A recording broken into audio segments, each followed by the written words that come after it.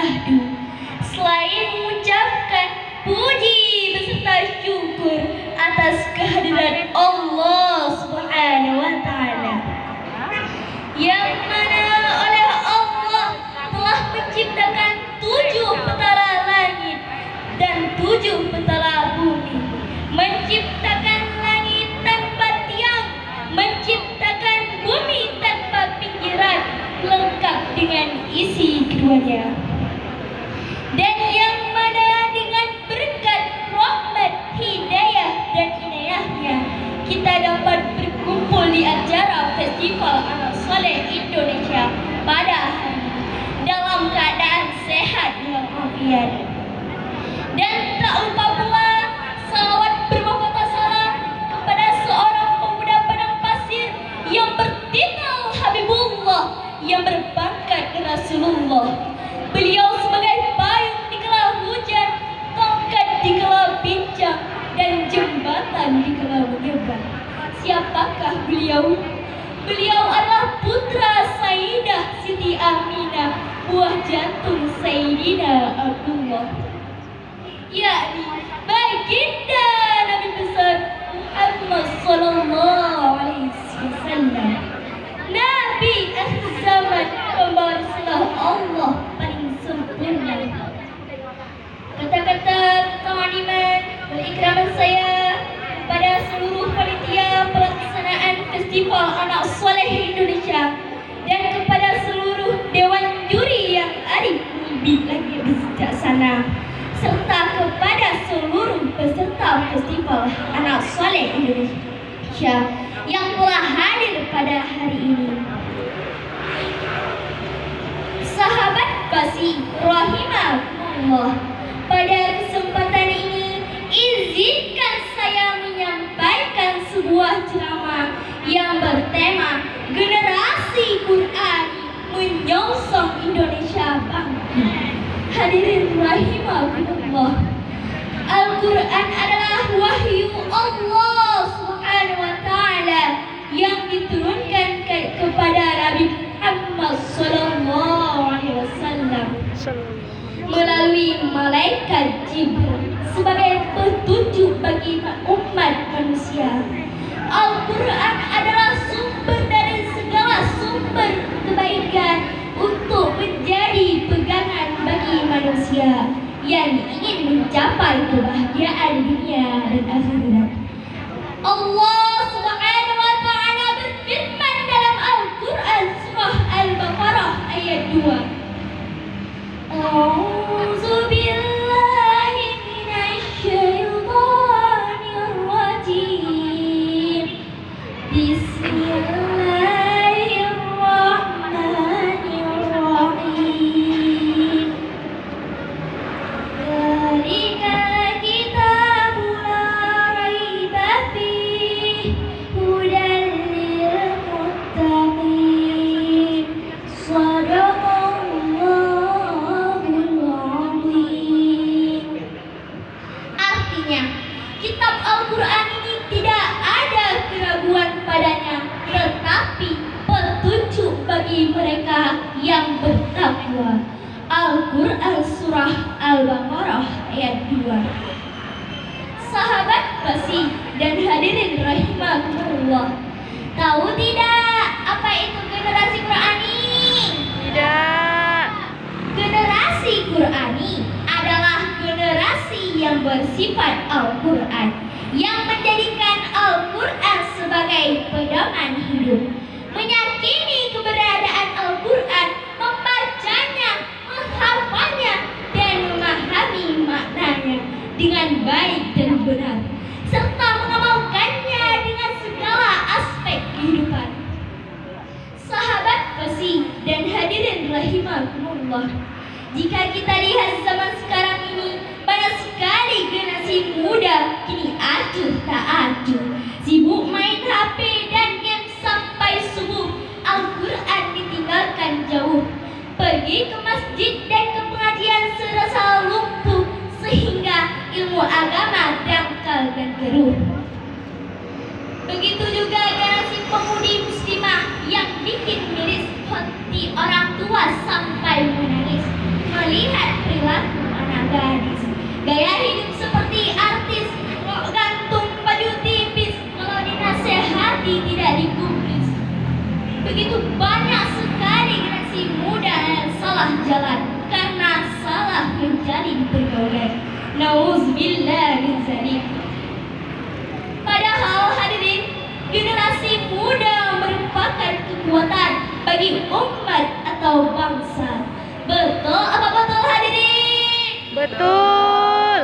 Untuk melihat masa depan bangsa, maka lihatlah generasinya pada saat ini. Jika pemuda-pemudinya berilmu, maka negara akan maju. Jika pemuda-pemudinya beriman, insya Allah negara akan aman. Dan jika pemuda-pemudinya bertakwa, insya Allah negara akan jaya. Sahabat fasih dan hadirin rahimakumullah, bangsa tercinta kita ini, bangsa Indonesia, sangat membutuhkan generasi muda yang bermutu, berkualitas, berakidah, dan berakhlak serta berkarakter Qur'ani. Bahkan Bung Karno pernah berkata, berikan aku 10 orang pemuda, maka akan kupecahkan dunia dan sanggup merubah wajah bangsa. Oleh karena itu, ingatlah saudaraku Syekh Mustafa Al-Ghurayaini berkata, inna fi yadi syubay amral ummah wa fi aqdamiha hayataha.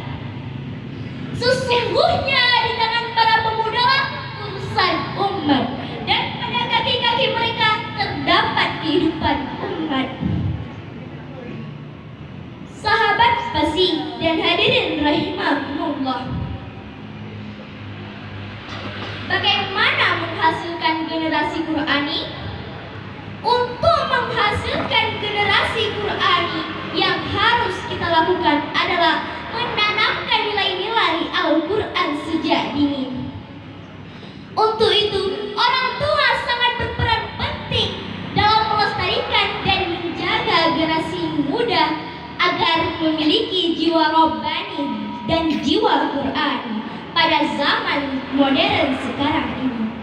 Sebagaimana firman Allah dalam Al-Quran surah An-Nisa ayat 9. A'udzu billahi minasy syaithanir rajim. Bismillahirrahmanirrahim.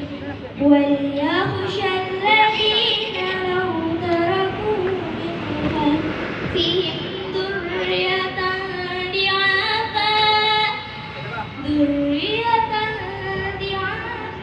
khafu 'alaihim falyattaqullah wal yaqulu qawlan sadida. Artinya, dan hendaklah takut kepada Allah orang-orang seandainya meninggalkan di belakang mereka anak-anak yang lemah, yang mereka khawatir terhadap kesejahteraan mereka, maka bertakwalah kepada Allah. Dan hendaklah mereka mengucapkan perkataan-perkataan yang benar. Maha benar Allah dengan segala firman-Nya. Sahabat fasih dan hadirin rahimakumullah, Imam Jalaluddin Al-Mahali dan Imam Jalaluddin Asyuti dalam tafsirnya, Tafsir Al-Jalalain, menjelaskan bahwa orang tua tidak boleh meninggalkan anaknya dalam keturunan lemah. Lemah tidak hanya dalam segala aspek ekonomi, tetapi juga lemah dalam berakidah dan juga lemah dan berakhlak.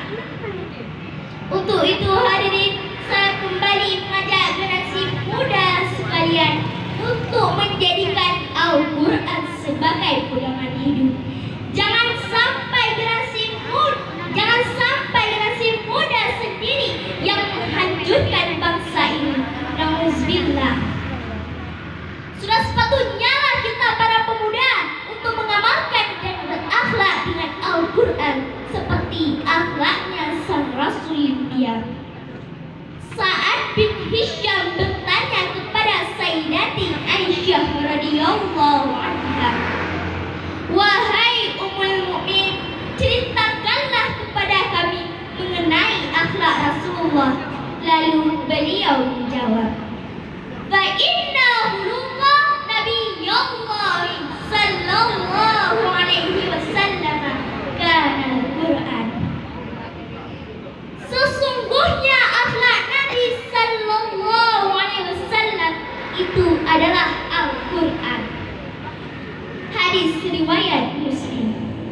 Dan hendaklah kita, wahai para pemuda, meneladani generasi Rasulullah, yaitu para sahabat. Rasulullah sallallahu alaihi wasallam bersabda, khairun nasi qarni, tsumma alladhina yalunahum, tsumma alladhina yalunahum. Sebaik-baiknya akhlak Nabi sebaik-baiknya manusia adalah generasiku, kemudian generasi setelah mereka, kemudian generasi setelah mereka. Hadis riwayat Bukhari dan Muslim. Hadirin, oh hadirin, mau kan menjadi generasi Qurani? Oh. Alhamdulillah. Oleh karena itu, mulai sekarang mari sinsingkan baju, rapatkan barisan, bangkitlah Indonesia, bangkitlah pemuda-pemudi Islam, jadilah generasi Quran. Jangan mau dan sampai terbuai pengaruh zaman, tapi jadikanlah Al-Quran sebagai pedoman demi kemajuan dan kejayaan bangsa dan agama Islam. Sahabat Basi dan hadirin rahimahumullah, hanya ini yang dapat saya sampaikan. Jika ada salah kata maupun bahasa, saya mohon maaf sebesar-besarnya. Jika pedang mengenai tubuh masih ada harapan sembuh, jika lidah mengenai hati hendak kemana berjalan. Akhirul kalam, wabillahi taufiq wa hidayah, wa yudhawal inayah. Wassalamualaikum warahmatullahi wabarakatuh. Waalaikumsalam warahmatullahi wabarakatuh. Berikan tepuk tangan kepada Razatul Mustari. Nah,